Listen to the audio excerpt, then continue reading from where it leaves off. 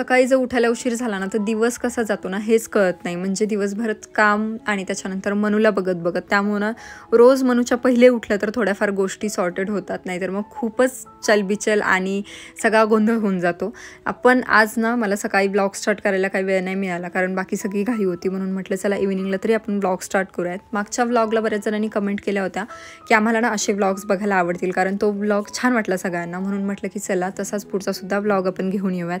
मनूला कडी उघडण्यात काय मजा येते ना माहीत नाही. म्हणजे समोरच्या दरवाजाची असेल, मागच्या दरवाजाची असेल, ती नेहमी दरवाजाकडे जायचं आणि ती कडी उघडायची. त्यामुळे तिच्याकडे खूप लक्ष द्यावं लागतं. आणि आजकाल तिचं हेच इकडे तिकडे हे काढ ते काढ, काहीतरी पसारा घेऊन बस, हे असं काहीतरी चाललेलं असतं. आता आम्ही हॉलमध्ये असलो तर मनूला बेडरूममध्ये यायचं असतं, सगळ्या गोष्टी खाली पसारा मांडायचा असतो. आता इथे कपाट उघडलं आहे, त्याच्यामधल्या सगळ्या गोष्टी अशा फेकण्याची स्टाईल पण एक वेगळीच असते की एकदम असं स्टाईलमध्ये ती गोष्ट फेकायची, अशी काढायची फेकायची एक गोष्ट, हे असं काहीतरी चाललेलं असतं तिचं. सो हा सगळा पसारा मस्त ती मांडून मजा करत असते. तिला छान वाटतं, एन्जॉय करते ह्या गोष्टी.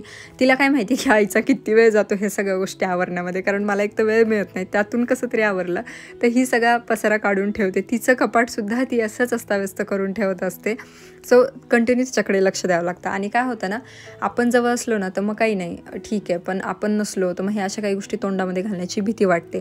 आता हे सगळं तिचं चालू होतं तिकडे. म्हटलं मी इव्हिनिंगचा चहा बनवते आणि इथे दोघांसाठी पण चहा तयार केला. खरं तर एवढ्या सगळ्या घाईमध्ये ना व्हिडिओ शूट करायचं असेल ना तर दुप्पट वेळ जातो. त्याच्यामुळे मी काही वेळेला कंटाळा करते व्हिडिओ बनवायचा आणि तुमच्या सोबत ना रोज तुमच्यासमोर ब्लॉग घेऊन नाही येत. पण मग जेव्हा पण हे यूट्यूब सिल्वर प्ले बटन बघते ना तर तेव्हा एक वेगळंच मोटिवेशन मिळतं आणि एनर्जी येते. असं वाटतं चला आज आपण ब्लॉग शूट करूयात आणि तुमच्यासमोर घेऊन येऊयात. तसं तर शॉर्ट व्हिडिओ बनवायला ना तेवढं शूट घ्यायला एवढं काही लागत नाही, पण मला असं वाटतं की लॉंग व्हिडिओ जर बनवला ना तर तुमच्यासोबत खूप कनेक्ट होतं असं वाटतं. आणि त्यामुळं फुल व्हिडिओ बनवायला मला जास्त आवडतं शॉर्ट व्हिडिओपेक्षा. त्याला मेहनत जास्त लागते पण तरीसुद्धा मला ते आवडतं. कल्याणम आरोग्यम धनसंपदा शत्रुबुद्धी विनाशायन दीपक ज्योती नमस्तुते. दिव्या दिव्या दीपत्कार काणी कुंडल मोती हार, दिव्याला पाहून नमस्कार. दिवा लावला देवापाशी, उजेड पडला तुळशीपाशी, माझा नमस्कार सर्व देवांपाशी.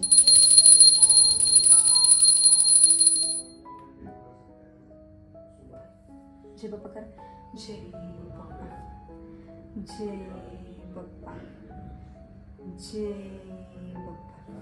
जेव्हा पण मी संध्याकाळी दिवा लावते ना त्यानंतर धूप लावते मला, कारण धूपचा सुगंध आणि किचनमध्ये मस्त धूर आणि त्यामध्ये स्वयंपाक करायला खूप आवडतं. माहीत नाही का तुमच्यापैकी सुद्धा काही जण अशा असतील. आणि स्पेशली ना मला ओली धूप जास्त आवडते सुक्या धूपपेक्षा, आणि सोबतच यांना आवडत नाही त्याच्यामुळे मग मला ती थोडीशी कमी वापरावी लागते. आणि त्या जागी ना मी अगरबत्ती लावते, कारण अगरबत्तीने जास्तीचा धूर होत नाही.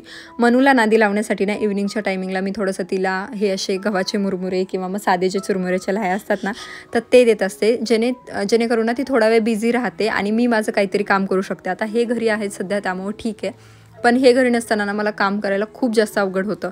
आज स्वयंपाकामध्ये मी आज बनवणार आहे पालकाची भाजी, जी मी काल निवडून ठेवली होती. आणि पालकाची गरगटा भाजी ना आम्हाला दोघांना पण आवडते.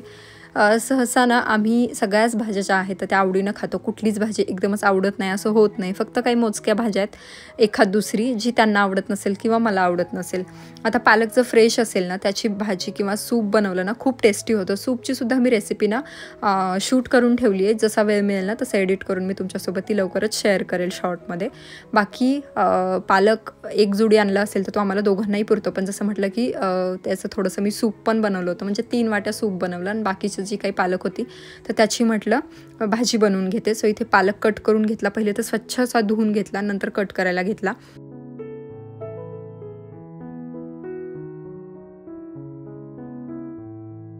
सहज म्हटलं हॉलमध्ये एवढी शांतता कशी म्हणून बघायला आले तर म्हणून ना तिच्या वॉकरमध्ये मस्त इकडून तिकडं करत होती. तिला खूपच छान वाटत होतं या वॉकरमध्ये. खरं तर अजून एक वॉकर आहे माझ्याकडे, पण तिला नेहमी त्याच्यामध्ये ठेवतो ना तर ती खूप रडते. त्याच्यामुळे मग म्हटलं हे ट्राय करू की कसं वाटतंय तिला, कारण याचे ना जे चाक आहेत ना तर ते एकदम सॉफ्ट आहेत आणि एकदम स्मूथली ते जमिनीवर चालतात. त्याच्यामुळे मग मनूला जास्तीचे काही एफर्ट्स घेण्याची गरज नाही. आणि हे वॉकर ना मला PR साठी आलं होतं. सो तुम्हाला हवं असेल तर तुम्ही घेऊ शकता. पण खरं सांगू ना बेबीचे जे काही प्रोडक्ट्स आहेत ना त्याच्यामध्ये विचार करूनच इन्व्हेस्टमेंट करायला पाहिजे, कारण ते खूप जास्त महाग असतात आणि सोबतच ना ते किती यूजमध्ये येतात हे आपण बघायला पाहिजे आणि त्यानंतरच आपण त्याच्यामध्ये इन्व्हेस्ट करायला पाहिजे असं मला तरी वाटतं. आता मला हे आलेलं आहे त्यामुळे मला काही त्याबद्दल एवढं वाटणार नाही, पण जर कोणाला घ्यायचं असेल किंवा बाकी कुठल्या गोष्टी घ्यायच्या असतील ना तर त्यासाठी म्हणून सांगते. आता इथे पालकाची भाजी बनवत होते. कुकरबद्दल ना मला बऱ्याच जणींनी विचारले आणि खूपदा विचारलेलं आहे आणि मी बऱ्याचदा सांगितलंसुद्धा असेल की हा जो कुकर आहे तर तो मी लोकल मार्केटमधून घेतलेला आहे आणि याची लिंक त्यामुळे मला तुमच्यासोबत शेअर नाही करता येणार, पण हा 1.5 लिटरचा कुकर आहे. ऑनलाईनसुद्धा बऱ्याच चांगल्या ब्रँडचे कुकर तुम्हाला असे स्टीलचे मिळून जातील, पण हा तुलनेमध्ये मला बऱ्यापैकी स्वस्त पडला. आता जेव्हा मी ही भाजी बनवत होते ना तर मला असं कुकरमध्ये काहीतरी डोंगर रचल्यासारखं फील होत होतं, कारण ही भाजी जेव्हा म्हणजे शिजलेली नसते ना तेव्हा या कुकरमध्ये बसत नाही, पण नंतर एकदम प्रॉपर बसते.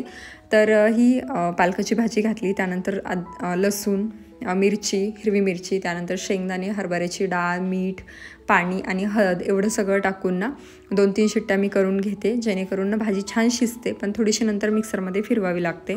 तुम्ही ना माझ्याकडे दुसरं पण एक कुकर बघितलं असेल जे की 3 लिटरचं आहे आणि त्याच्याबद्दल पण बऱ्याच जणांना विचारलं होतं. खरं तर ते कोटिंगवालं जे असतं ना आपलं तर तशा टाईपमध्ये, पण त्याच्यामध्ये मी एकदा शेपू चुक्याची भाजी बनवली होती आणि त्या चुक्याच्या आंबटपणामुळे ना त्याचं अर्ध कोटिंग पूर्णपणे निघून गेलं होतं आणि ते जे सगळं कोटिंग आहे ॲल्युमिनियम आहे तर ते सगळं त्या भाजीमध्ये उतरलेलं असावं, कारण निघाल्यानंतर ते कुठे जाणार ना त्याच्यामुळे.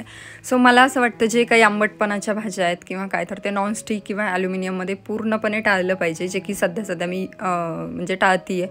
पहिले मी सुद्धा खूप ॲल्युमिनियम आणि प्लास्टिकचा वापर करत होते किचनमध्ये, पण आजकाल तुम्ही बघत असाल तर माझ्याकडे बऱ्यापैकी स्टीलची भांडी आहेत, नाहीतर मग काही लोखंडाचं वगैरे किंवा लाकडाचे चॉपिंग बोर्ड हे अशा गोष्टी मी घेतलेल्या आहेत. सो मी सुद्धा तुम्हाला सजेस्ट करेल जर कोणी आत्ता वापरत असेल तर प्लीज नका वापरू, कारण त्यामध्ये खूप सारे ॲल्युमिनियम आपल्या पोटामध्ये जातं. आणि इथे मनूला इतकी मजा येत होती ना त्या वॉकरमध्ये, तुम्ही बघू शकता, तिला असं वाटत होतं इकडे पळू तिकडे पळू आणि त्याच्यामध्ये ना ती छान रमलीसुद्धा होती.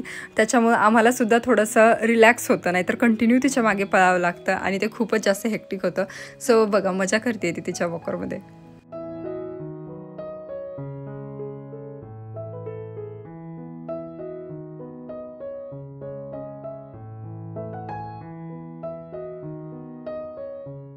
आत्ता मागे जेव्हा आई माझ्याकडे आली होती ना तर तिनं शेंगदाण्याची चटणी बनवली होती आणि ती ना एकदम खलबत्त्यामध्ये कुटल्यासारखी झाली होती, म्हणजे जशी आपण खलबत्त्यात कुटतो ना सेम त्या टाईपमध्ये. इकडे माझी भाजी सुद्धा शिजून झालेली आहे आणि माझ्या माहेरी ना जी खलबत्त्यात कुटलेली चटणी असते ना तर तीच जास्त आवडते. त्याच्यामुळे मग आईने एक ट्रिक काढलेली आहे, ती तुमच्यासोबत सुद्धा आत्ता शेअर करते मी. शेंगदाणे भाजून घेतलेत अगोदर आणि त्याचं जे साल आहे ना ते काढते आहे. साल हे असं हातावरती चोळून काढायला ना थोडंसं जास्त जड जातं, म्हणून एक मी तुम्हाला त्यात पण एक ट्रिक सांगते, पण थोडीशी रिस्की आहे. तुम्हाला बरी वाटली तर तुम्ही यूज करू शकता, पण ही रिस्की आहे, मी पहिले सांगते. एक बॅग घ्यायची आपली, वायरची असेल किंवा मग कापडाची असेल कुठलीही, त्याच्यामध्ये शेंगदाणे टाकायचे आणि असं आपण कपडे कसे आपटतो त्या टाईपमध्ये आपटायचं. असं मी एकदा करत असताना ना पूर्ण घरामध्ये शेंगदाणे झाले होते, कारण ती बॅग कपड्याची असल्यामुळं फाटली होती. सो त्यामुळे म्हटलं की थोडंसं रिस्की आहे, पण त्याने ना पटकन हे सगळं सोललं जातं, त्यामुळे मग ते थोडं बरं पडतं. पण ठीक आहे, तुम्हाला आवडलं तर ते यूज करू शकता. बाकी मी अशा हातावर चोळूनच सगळं त्याचं साल काढून घेतलेलं आहे. मिक्सरच्या भांड्यामध्ये बघा एवढे असे शेंगदाणे घेतले, साधारण अर्धा भांड्याच्या पण कमी असेल, आणि त्याच्यामध्ये आपल्या आवडीनुसार तिखट टाकायचे. खूप तिखट टाकल्यानंतर पण चटणी काही तेवढी टेस्टी लागत नाही, म्हणून 1 चमचा तिखट घातलं आहे. त्यानंतर चवीपुरतं मीठ, थोडेसे जिरे, एकदम अर्धा किंवा पाव चमचा जिरे टाकलेत आणि त्याच्यानंतर मग थोडंसं तेल टाकून ना मिक्सरमधून काढून घेते म्हटलं, आणि एकदम हळूहळू फिरवायचं, म्हणजे बंद चालू असं करायचं आहे. मेन घटक राहिला तो म्हणजे लसूण, कारण लसूण जर असेल ना तरच चटणी जी आहे ती एकदम टेस्टी होते. सो मी विसरले होते, तुम्ही अगोदरच टाकून घ्या. लसूण घातला आणि त्यानंतर बंद चालू असं करून ना मी ते मिक्सरचं भांडं म्हणजे ती चटणी फिरवलेली आहे आणि बघा मस्त अशी चटणी तयार होते, जशी आपण खलबत्त्यामध्ये कुटतो ना त्याप्रमाणे, म्हणजे काही जाड काही बारीक हे अशा टाईपमध्ये. आणि अजिबात असं वाटत नाही की ती मिक्सरमधून काढली किंवा अजिबात अशी पावडर होत नाही. सो तेलामुळे ना एक छान टेक्स्चर त्याला येतं. सो तुम्हाला सुद्धा हवी असेल ना तुम्ही बनवू शकता.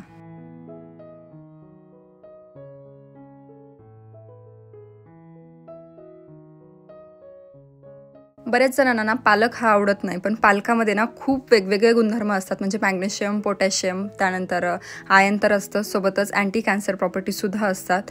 सो आपल्यासाठी तर हेल्दी आहे, सोबतच आपल्या बेबींसाठी सुद्धा हेल्दी आहे. जेव्हा पण आपल्याला काय होतं बघा, गव्हर्नमेंटचे कॉल्स येतात ज्यांचे छोटे बेबी आहेत त्यांना, आणि ते नेहमी सांगतात की घरगुती तुम्ही जेवढे आयर्नचे सोर्स घ्याल ना तर तेवढं चांगलं आहे. सो त्याच्यामध्ये पालक हा बेस्ट ऑप्शन आहे. आमच्याकडे जेव्हा पण पालक येतो ना तर तेव्हा मी मनूसाठी 5-6 पानांचं 2-4 पानाचं सूप बनवते. अगोदर तिच्यासाठी सूप बनवते किंवा सगळ्यांसाठी बनवते आणि त्यानंतर राहिलेल्या पालकची मी भाजी बनवते. सो याच्यामुळे ना खूप सारे आपल्या शरीराला बेनिफिट्स मिळतात. खूपदा ना आपल्याला वरतून आयर्न देणं नकोसं वाटतं, म्हणजे वरून औषध कशाला द्यायचं असं वाटतं. त्यामुळे मग घरगुती हे जे उपाय असतात ना तर ते आपण बेबींसाठी करू शकतो. तुमच्याकडे सुद्धा जर छोटे बेबी असतील ना तर तुम्ही सुद्धा नक्की पालकचं सूप द्या. मी जसं मगाशी म्हटलं, मी लवकरच रेसिपी त्याची अपलोड करेल. खूप सिंपल आहे ती सुद्धा. आत्ता पण मी भाजी बनवते तर एकदम सिंपल पद्धतीने, म्हणजे तेलामध्ये जिरे मोहरी घातली, त्यानंतर खुडून असा लसूण घातला, लसूण छान असा तळून घेतला, हळद टाकली, आणि मेन काम म्हणजे ना तिखट एका हाताने टाकायचं आणि दुसऱ्या हाताने जी भाजी आपण आहे ना ग्राइंड केलेली तर ती घालायची. सॉरी, मी ते विसरले होते. आपण जेव्हा भाजी शिजवतो ना त्यानंतर ती थोडीशी मिक्सरला फिरवून घ्यायची, बंद चालू असं करून, किंवा तुम्ही रवीने सुद्धा हाटून घेऊ शकता. बरेच जण वरून पीठ घालतात, पण मी ना हरभऱ्याची डाळ घातल्यामुळं बेसन पीठ नंतर घालत नाही. आणि माझ्याकडे 2-3 पनीरची क्यूब्स आहेत, सो ते सुद्धा मी वरून घालते. यांना पनीर तेवढं आवडत नाही. मी मागे सुद्धा सांगितले, ज्यांना नॉनव्हेज आवडतं ना त्यांना बऱ्याचदा पनीर आवडत नाही, पण मला आवडतं म्हणून 2-4 क्यूब्स मी असे टाकते आणि माझ्याच ते बाउलमध्ये घेत असते जेवताना. सो अशी मस्त अशी भाजी रेडी आपली झालेली आहे. बऱ्याच दिवसांपासून ना पिकूला व्हिडिओमध्ये काही दाखवलं नव्हतं, आणि मग बऱ्याच जणांचं असतं की पिकू कुठे आहे, पिकूचं डाएट काही तू शेअरच करत नाही. तर पिकू काय खातो, मी बऱ्याच जणांना रिप्लायमध्ये सांगत असते की तो एक दिवस आड त्याला नॉनव्हेज असतं आणि बाकी टायमिंगमध्ये पेडिग्री असते किंवा चपाती दूध हे असं असतं. सो हेच त्याचं डाएट असतं. बाकी आम्ही जे खातो ते त्याला बऱ्याचदा पाहिजे असतं. आता इथे तो माझ्या उशीवर झोपला आहे, तिथे त्याला माहिती आहे म्हणून बघा तिरक्या नजरेने कसा बघतोय की हा मी तुला इग्नोर पण करतोय आणि मी तुझी उशी पण घेतली, या टाईपमध्ये काहीतरी. सो असं चाललेलं असतं त्याचं. मनू तिच्या डॉलसोबत बघा कशी खेळतीये.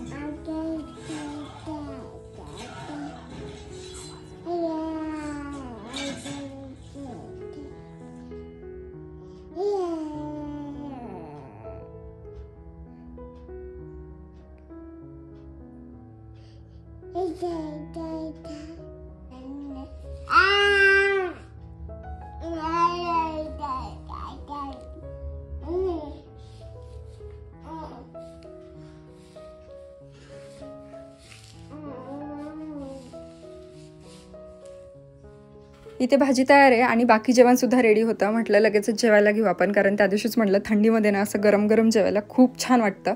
आणि सोबतच मला जर पालेभाज्या असतील ना तर अजून जास्त जेवायची इच्छा होते आणि भरपूर पोट भरून मी जेवण करते. सो असं मस्त दोघांसाठी पण ताट रेडी केलं आणि म्हटलं आता जेवण करून घेऊयात.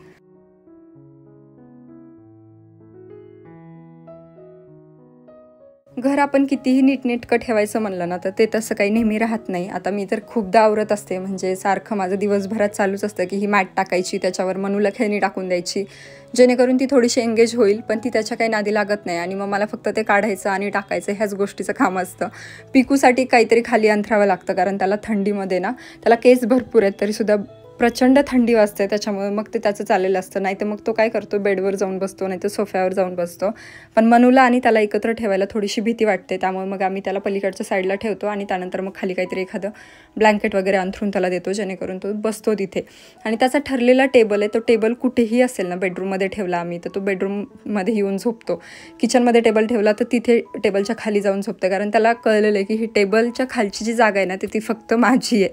सो स्पेसिफिक त्याच्या काही जागा आहेत फक्त त्याच्या, जे सोफा आहे, सोफासुद्धा त्याला असं वाटतं की हा फक्त माझाच आहे की काय. मग त्याच्यावरती जाऊन जेवायचं किंवा एक्स्ट्राची चपाती वगैरे जे असते तर ते सोफ्याच्या साईडच्या भागामध्ये अशी खाली पुरायची, हे असं चाललेलं असतं. जसं शेतातली कुत्री मातीमध्ये पुरतात ना त्या टाईपमध्ये, आणि नंतर जेव्हा भूक लागेल ना तेव्हा ती खायची, अशी टेक्निक आहे त्याची.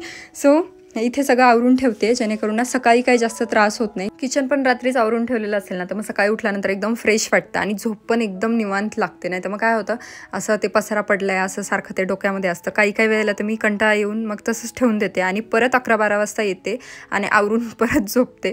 खूप कमी वेळा असं होतं की हा सगळा पसारा ठेवून मी झोपत असेल. पण भांडे माझे रोजचे असतात, कारण मग मावशी सकाळी धुवायला येतात. पण जेव्हा पण मावशी नसतात ना तर तेव्हा जास्त स्वच्छ वाटतं घर, कारण सगळं रात्री आवरून झोपलेलं असतो आणि ते मग भांडे भांड्यांचा वास हे पण किचनमध्ये होत नाही. पण आता काय होतं ना, संध्याकाळी थंडीमध्ये हात म्हणजे पाण्यामध्ये हात घालायचा म्हटलं ना तर खूप कंटाळा येतो. म्हणजे मला तर नकोच वाटतं कपडे आणि भांडे धुवायला. पण आज मावशी नाही आहेत म्हणून संध्याकाळी भांडे धुवून घेते. पण दिवसभराचे भांडे पडलेलेच असतात. त्या दिवशी पण म्हटलं की खूप सारे भांडे पडतात आणि मग ते धुवावेच लागतात. नाही म्हटलं तरी कपडे पण असतातच. आता मशीन पण खराब झाली आहे त्यामुळे ते पण एक्स्ट्राचं काम असतं. पण थंडीमध्ये जास्त आळस येतो. अदरवाईज बाकी दिवसांमध्ये एवढं काही वाटत नाही. म्हटलं पटापट हे सगळं क्लीन करून घेते. आणि सोबतच ना मी हा रोबोटसुद्धा लावलेला आहे जेणेकरून ना माझं भांडी होईपर्यंत इथे त्याची झाडून फरशीसुद्धा होईल. बऱ्याच जणांना असं वाटत होतं की हा खरंच युजफुल आहे की नाही, की तुला प्रमोशनसाठी आला आहे म्हणून ते पण एकदा रिव्ह्यू सांग. खरं तर हा युजफुल आहे. याच्यामध्ये 3 प्रकारचे मोड आहेत त्यामुळे तुम्हाला कसं क्लिनिंग करायचं हे तुमच्यावरती डिपेंड आहे. आणि बाकी गोष्ट हे कुठलीही जर एखादी ऑब्जेक्ट असेल ना तर त्याच्या खाली जाऊन क्लीन करत नाही. म्हणजे त्या ऑब्जेक्टची जर हाईट ह्याच्यापेक्षा मोठी असेल ना तर ते खाली जाऊन व्यवस्थित क्लीन करतं. पण हाईट कमी असेल ना तर मग ती काही करत नाही. तेवढं एक आहे.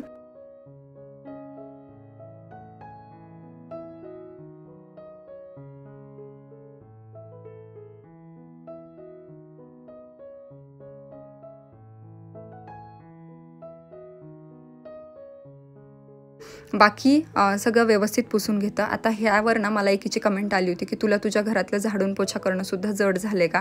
खरं सांगू मला अजिबात जड नाही झालेलं. माझं घर मला माझ्या हाताने क्लीन करायला खूप आवडतं. नीटनेटकं ठेवायलासुद्धा खूप आवडतं. पण आता टेक्नॉलॉजी एवढी पुढे गेली आहे तर आपण त्याचा वापर करून घेतला पाहिजे. आणि आपण मेहनत कशासाठी करतो आहे? म्हणजे आपण असंच असतं ना आपलं की आपण मेहनत करू, भरपूर पैसे कमवू आणि मस्त ऐशोआरामात आपली लाईफ घालूया. तर माझं तरी असं आहे, मी विचार करते की मी मेहनत करते तर पुरेपूर मी त्या सगळ्या गोष्टींचा फायदा करून घेतला पाहिजे. तुम्हाला जर मेहनत नाही करायची, पैसे नाही कमवायचे किंवा सायन्सचा एकंदरीत उपयोग नाही करून घ्यायचा तर नका करू. बिनधास्त तुम्ही ती घिजीपिटी कामं करू शकता. झाडून पोछा हे सगळं तुम्ही करू शकता. माझं काही म्हणणं नाही आहे. फक्त मी जे करते ना तर त्याला जड झाले म्हणून अजिबात करत नाही आहे. दुसरी गोष्ट, मला हे प्रमोशनसाठी येतं. मी काही स्वतःच्या पैशांनी विकत घेत नाही. अशा पण बऱ्याचशा कमेंट्स असतात. तर मला सांगा, मला प्रमोशनसाठी का येतं? कारण माझ्याकडून त्या ब्रँड्सला काहीतरी फायदा होत असेल ना. तुम्हाला जर असेच प्रोडक्ट फुकट पाहिजे असतील, पैसे खर्च न करता पाहिजे असतील तर तुम्हीसुद्धा यूट्यूब स्टार्ट करा. तुम्हीसुद्धा प्रमोशन करा.